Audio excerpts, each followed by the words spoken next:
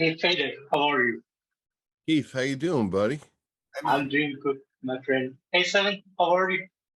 Keith, this is Seven who worked on the record with me. He's the guy that did all the drums and mixing and a lot of production.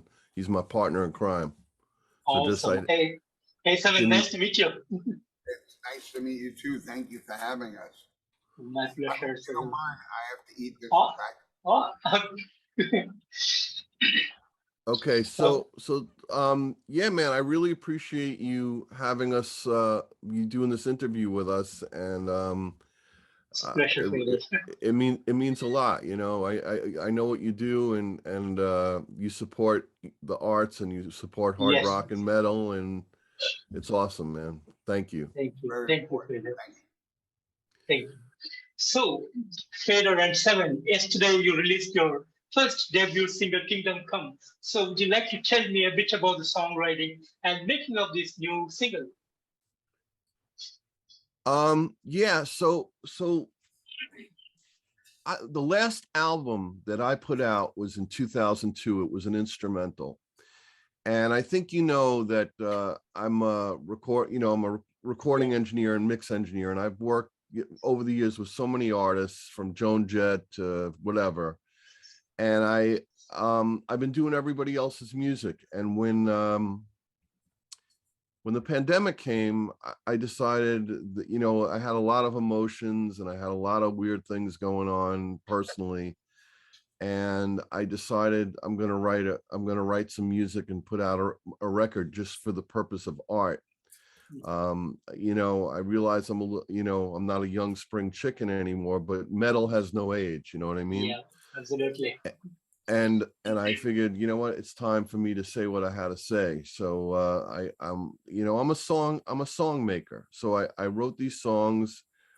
Kingdom Come, the first release, it's a message basically saying for me, what I'm saying in this song is no matter what you do, what's going on in your life, no matter how dark things can get or bad things can get, you gotta live your moments. You have to embrace the now, embrace today. One of the lines in the song, if you listen to it, which I'm sure you did, is today it only happens once, you know. So you gotta embrace that. And that's basically what the song is about, and that's what we're doing here. We're just trying to create our art and get it out there, and um hopefully, you know, people that enjoy real music and substance like the old days are going to start, you know, listening to this kind of stuff again, because quite frankly, I've had enough of Billie Eilish and Machine Gun Kelly, you know what I'm saying? Yeah, Yeah, yeah, I got you. nothing, nothing against those. You know, Billie Eilish. I mean, I kind of like her. I think she's nuts. No, I do, but I'm just saying, I think if We're you trying to compare, come back for rock. You know, well, big it's not even just rock. metal. It's not just rock. It's the what I'm trying to say is, and again, yeah, no offense to Billy or anybody. I just, you know, when was the last time we had a record like Led Zeppelin Presence or a Metallica Black album? You know, it's just Yeah, we need this again. We need to have. absolutely. I mean, Seven, how many hours did we put into that one song? It's over 100 hours, right? Kingdom Come. Probably, probably between, I'd say 180, 150. I mean, It was a long time. We've been the working on thing it is, for months and months. people have got in this day of Logic and Pro Tools and Live. Everyone is trying to do this add water and stir thing. And what you really realize, and this has been for me my mantra, just because you can buy a scalpel don't make you a surgeon. Every guy has got the tools now on the planet to make a quality record of some form. Are they doing it, or are they just, you know, spitting out, Yeah. you know? And that really,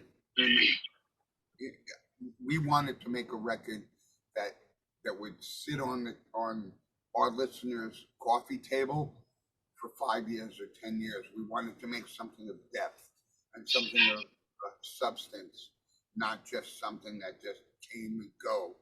And it's gone, and it's gonna sit, you know, in their iTunes library or in their MP3 pile of gunk. Yeah, man. And nobody listened to it. It gets piled up, piled up, piled up, piled up. It's nothing like having the concrete CD or a vinyl on hand and listen to it. That is the best experience, I would say. That experience is really missing in music today. I mean, when we were kids, you sat with an album. I mean, I remember as a young kid sitting with Steely Dan Asia. It was recorded in my father's studio at A&R Recording in Manhattan. Part of it was overdubbed and mixed there. And I remember sitting in bed at night, like staring at Asia and going, man, one day I'm going to be working with Gary Katz.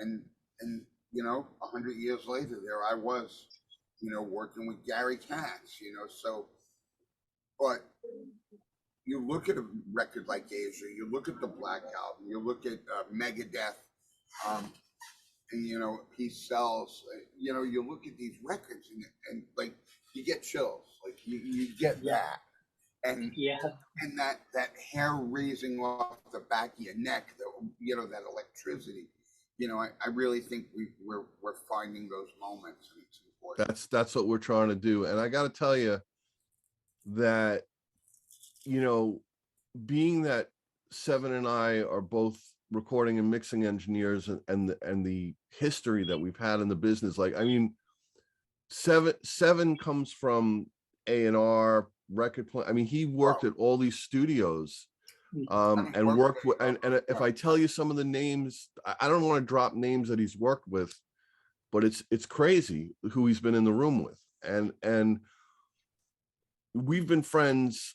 You know, we're brothers, and we've been together since the early 80s. And when I started doing this record and he came on board, it was like an amazing chemistry, because of our deep friendship and love for each other, and in a non-gay homosexual way.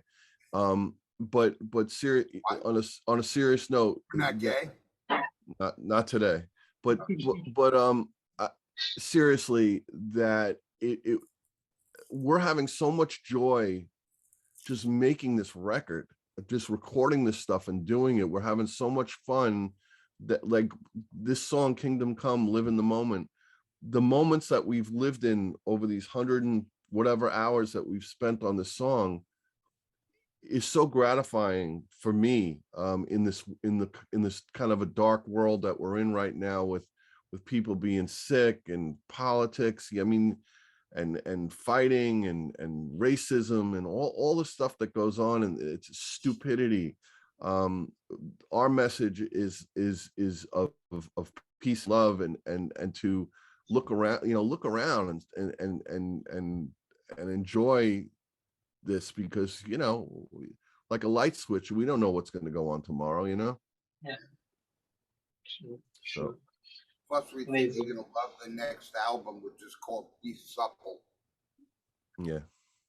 So yeah, that's kind of, you know, what's going on with this. Amazing. And you also put up an amazing video for Kingdom Come yesterday. Great video. Goes well along with the song. So would you like to tell me a bit about the making of this video? Yes. So the video, again, is another art piece, and the reason, you know, a lot of you know, since we're not like an official real band and that we're studio guys. What does that mean? It means that we don't have, like, you know, a full band that we could have a camera crew come in and shoot us playing like on a stage. Hold on, Jack White's on the phone. What? So can I finish? We're a real band. Yeah, Jack White. All right. So the point is that the video is an art piece as well, and I tried to put a lot of visuals that are personal to me in the video. There's a lot of messages of you know, darkness and deep things, nightmares that I've had, and things that I deal with. And I think, you know, like yesterday, a friend of mine called me that saw it and told me how much it meant to her and how it touched her. And it was, for her, she got something a little different out of it than I did. And that's what I love about it. It's the art is what you make of it. You know, it's everybody can take something a little different from the art. And it's nice. It's not often that the interpretation, the personal interpretation, can be greater than even the inspiration. And Right. that's really what's special about it. Yeah. A lot of Asian. But the video took me over 2 weeks to do as well. You know, it's a lot of stuff going on in there. So Yeah. Amazing. And what is the plan for the band now? Do you guys have plan to come up with a full-length album anytime sooner? So we're going to have a second release. We're not exactly 100% sure on which song. We have about 7 songs that are, if not done, close to being done right now. The plan is to put out an 11-song album, maybe 12. And that's the future. We're gonna release probably another 3 or 4 singles and then put out the whole album. And it's going to be available on CD, on USB. We're gonna get these CD cases with a USB, because a lot of people can't play CDs. And I may do limited vinyl. Not 100% sure on that yet. And we're also considering OCD as well. Well, with that we are. Hold it, I got a call. Can you hold on, guys? No, please don't do this. Okay. Hello? Oh, speaker. So, would you like to tell me how this project really started? As when did you really want to start this band, and what was the real reason behind to start something really amazing with this start? So, like I said earlier, you know, it started. I mean, look, I've always been writing music. You know, and I've been writing constantly over the years. But this project probably started a year into the pandemic for me. I just said, you know what, I've got to do my art to be happy, and that's when it came to me. Amazing. And it really gelled when he asked me to, I think, to come in and to grab the ball, and that's really what this process is for us. It's almost like passing the ball. You know, when you see players tossing the ball backwards and going down the I have a little bit of a different vision. Like I mean, we go back and forth, and we work off each other's talent. But I feel like if another analogy would be is like, like I bake the cake and he puts the icing on it. So it's like we're a team like that. amazing. And Yeah. and I couldn't think of anybody. It's like every time we work together, I just feel so warm inside, because it's a blessing to be able to at the end, when we're, with all the joking aside, when we play that music and listen to the finished product. Okay, so backstep. This music, for me, I'm doing it for me. I have to be happy and enjoy the music. And I'm not writing this for anybody else. I'm writing this for me. And at the end of the day, if other people love it, that's just an enhancement to it. But that's what true art is. You create the art for yourself. And that's what we're doing. A lot of that warm and fuzzy feeling comes from gasoline. We try to light each other on fire twice a day. Yeah. Yeah. And you guys want to keep it as a duo project, or in the future you want to bring in a lot of members into the band? So, okay. So it's primarily Seven and myself. I did have a guest bass player come in on a couple of songs, my friend Richie Glicksman. Melody Rocks is singing background vocals on that song, as well as her mom Kim. And you know, so we're letting some people come into the project, but right now we're just keeping it. Basically this is going to be an online band. We're putting out quality. I don't think we're ever going to tour unless something really millions of dollars, groundbreaking. Yeah, I'm just saying, unless something really groundbreaking happens. For better snacks than crackers. Yes, and so that's the really it's really a studio online project. That's what we are, kind of like Brand X, you know, that kind of thing. Yeah, gotcha. Brand X. Wow, that I love. You remember Brand X? Love that. Yeah, love that. Wow, that's something I haven't thought of in a heartbeat. And how does it feel, the experience from being a studio professionals, mixers, from that part to making music? So how was the experience?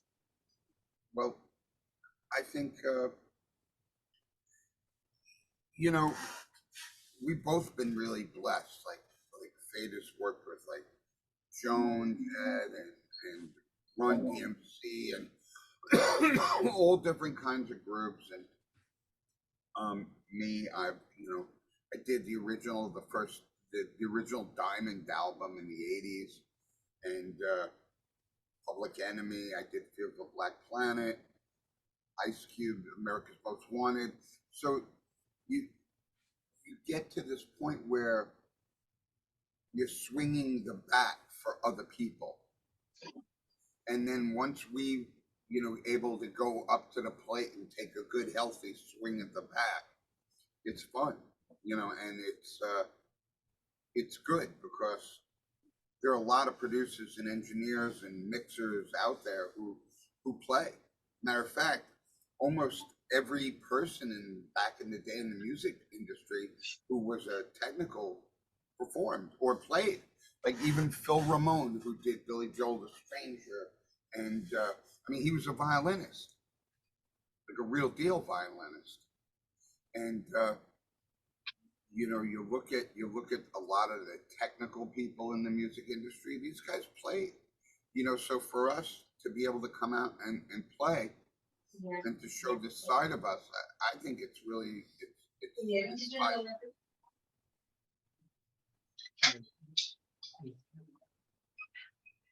He said it. Yeah. Amazing. And what would be some of the upcoming plans for the band? So like I said, we're really excited. We're getting a lot of we have a company in Italy doing PR for us right now. So we have a bunch of articles coming out. We're doing more, this is a great interview and we appreciate it. We're going to be doing more. And we, like I said, we're just excited about this release, but we are going to be releasing another song within the next few months. So yeah, the record's real deep, man. And the other thing about the record is right. And the other thing about the record, and I think Seven will agree with me, it's like Dark Side of the Moon in the sense you can listen from the beginning to the end. Yeah. And you're gonna enjoy all the different places it takes you. It's not like one of those ones where you got to get up and hit the skip button. And on top of that, every time you play the record, you hear something different, and you hear something deeper. And there's a lot of like what I love about Kingdom Come, like the sitars, and I got to give a shout out to the late Roy Sakala. When I worked at the record plant, that was Roy's place. My father worked there, and then he got me a gig there. Started at the bottom, and working and using those tricks from, you know, those old record plant tricks. Yeah, Roy had these great compressed chamber routines and things that he did, and to be able to apply those in a modern day here at the studio, it's like, it's a big deal.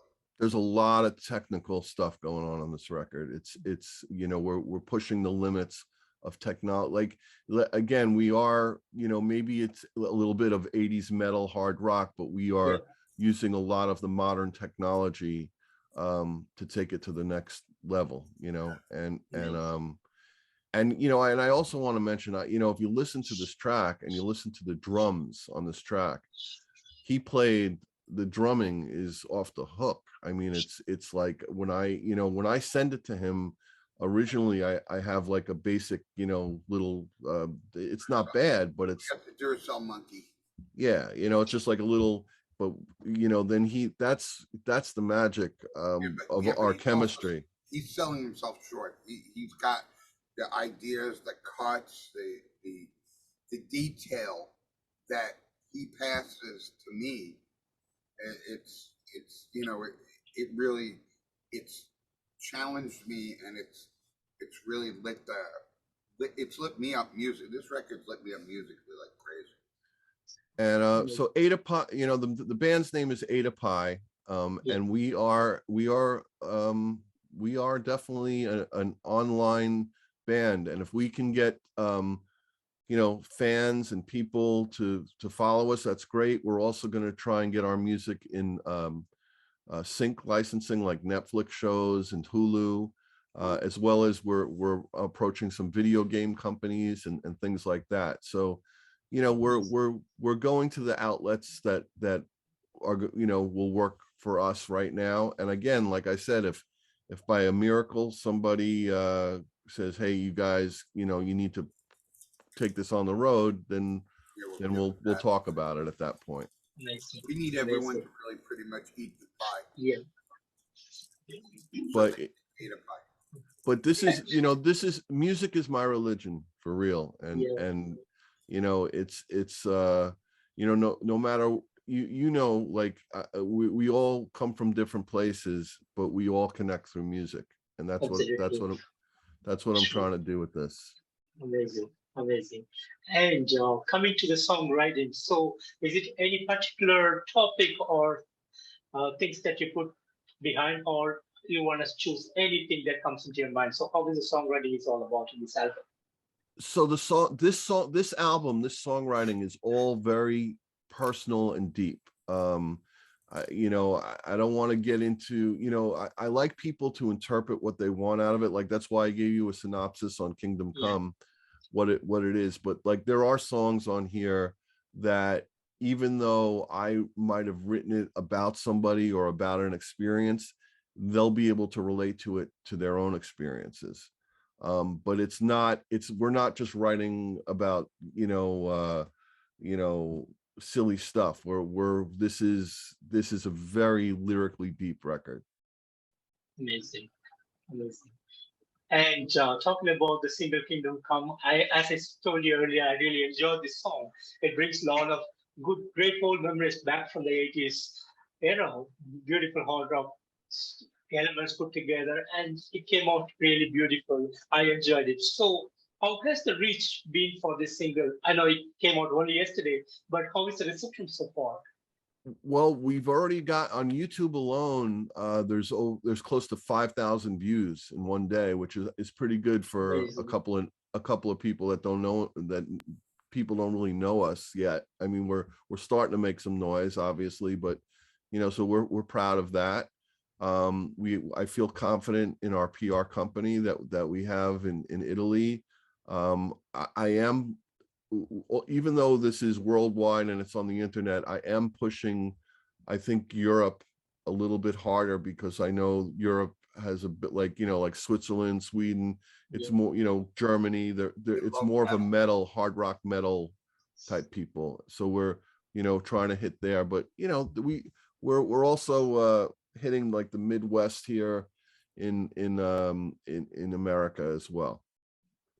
So, you know, if I can interject, I always think of Black Sabbath, you know, heaven and hell. You remember when Dio got back together with those kids, and a bass player friend of us, this guy Anthony Lombardo, he said, "Come on, we're going to see Sabbath with Dio." I never saw them live, but who doesn't like Sabbath with Dio, right? Who didn't like Ozzy with Sabbath? But we go, and we're walking up to, from the east side towards, what was it? Radio City Music Hall in Manhattan, Radio City Music Center, whatever they call it. And I mean, I think the line started at 3rd Avenue or 2nd. I mean, like, it just didn't end. And it was all guys, like older cats. And there were some younger people, but there's still such a huge market for real deep, heavy, big production metal and rock. And it's like, who's really serving that audience? It's like, they'll do it. You know, they'll come out. They will. And these people will buy music and they'll listen to it and they'll support. But, you know, I mean, don't get me wrong. My Bloody Valentine and all these new bands, you know. In this moment, I like a lot of the new metal. I really do. Me too. But again, you know what I mean? Where do you see it in 30 years or 20 years? I mean, how do you get Black Sabbath to get back together with Dio? And it's like, literally, it's like getting tickets to that. It's like, but remember, Seven, those guys, all that early metal paved the way for those guys. You know what I mean? And it's the way for us. Yeah, and for us too. Yeah, but we lived that, you know, which makes it pretty special as well. We ate a lot of chicken and pie. Amazing. And Fader and Seven, what would you like to tell to the hard rock metal fans around the world about 85? So any message from you guys to all the people around the world? Yeah, we're gonna hurt you. We're gonna come up with music that affects you, and we're gonna punch you in the chest. Yeah, it's definitely gonna touch you in a different way. Yeah. It's the type of stuff you can listen to and really feel it, you know. And that's, you know, okay. So Kingdom Come it's an interesting first release because it's not, you know, we get a lot heavier than Kingdom Come is a heavy kind of rock, melodic ballady kind of. It's hard to explain, but it was an interesting first release. But I chose that because I felt the message had to get out. I chose that as the first release because of the message. But when you hear what's coming next, it's a hurricane. It's hard, it's fast, and it's going to, again, lyrically, and the message is going to touch people. It's going to hit them hard, just like Seven says. Yeah, we're going to pull the rug out from under you, and we're going to slam you down like you never saw it coming. And I think that's important, because I think really people want to be affected. I don't know about you, but we miss the days of being able to sit with that record and being just crushed. I used to call up the record company waiting for Rush, the next Rush album. I mean, you know, calling them up like, you guys got a release date yet for the next Rush album? Yep. It's like, you know, like literally pestering people. And I knew how to get in, you know, and names to ask for and way to talk to people. And it's like, where's the next album? You know, so we want people to really be psyched about what we're doing. And we don't want to just fill a niche, you know, we want to kind of kick you in the groin sonically and punch, you know what I mean? And then just hit you and take you on this emotional ride. It's really for us, if it brings joy to people. I mean, like, you know, obviously if we can be semi-successful with it, that's great. But you know what, at the end of the day, if I brought joy to somebody through my music, it's a blessing. Yeah, we're not looking for endorsements or anything. I'm just saying. Wonderful. And Fader and Seven, I want to thank you both for giving me today this wonderful opportunity to have you guys on this interview. And as always, Fader, I know you for so long. We've been working on several bands as well. So thank you so much. And thanks so much for giving us amazing music. Kingdom Come, a great single again from you guys. And looking forward for more new songs from you guys. And I wish you both all the best in the coming days.